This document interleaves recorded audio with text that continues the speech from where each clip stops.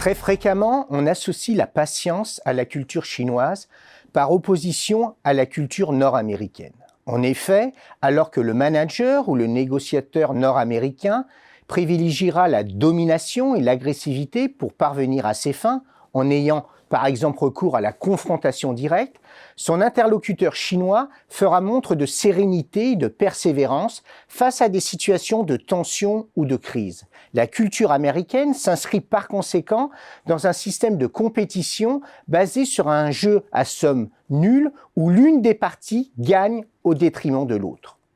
Dans ce système, le recours à la force fait donc partie des règles du jeu et doit permettre d'obtenir à court terme des résultats concrets autour d'un accord définitif. À l'inverse, la culture chinoise aborde la négociation comme un processus sans fin et privilégie dans la démarche le compromis où l'intérêt des deux parties est pris en compte afin d'établir une relation durable avec le partenaire.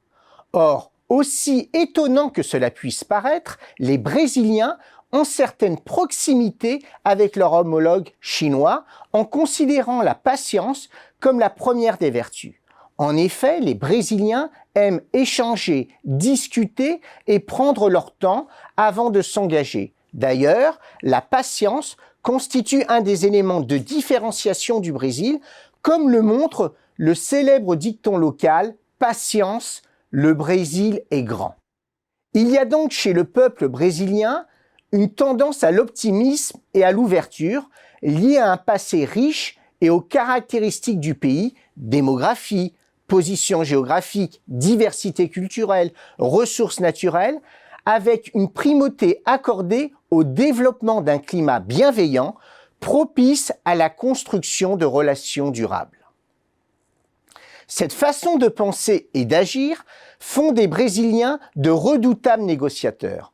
On y retrouve là encore certaines similitudes avec la culture asiatique où le jeu de la ceinture, Jogo de Cintura, n'a rien à envier au jeu de Go et contraste fortement avec les règles formelles et logiques du jeu d'échecs.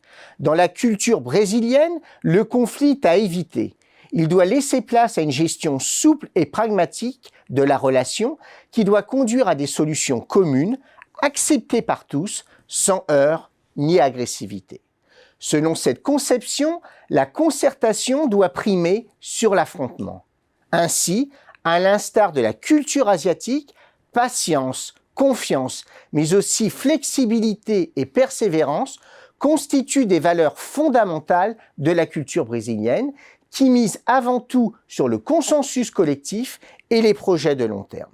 Cette prise de conscience montre, s'il était encore nécessaire, l'importance de bien connaître la diversité des cultures, indispensable à connaître pour tout futur manager. Les sources d'inspiration sont en effet multiples. Il serait une erreur de se référer au seul modèle anglo-saxon. En effet, le manager de demain devra puiser son inspiration et ses réflexions dans différentes cultures afin de se forger sa propre identité professionnelle et gérer la complexité des situations en contexte de négociation.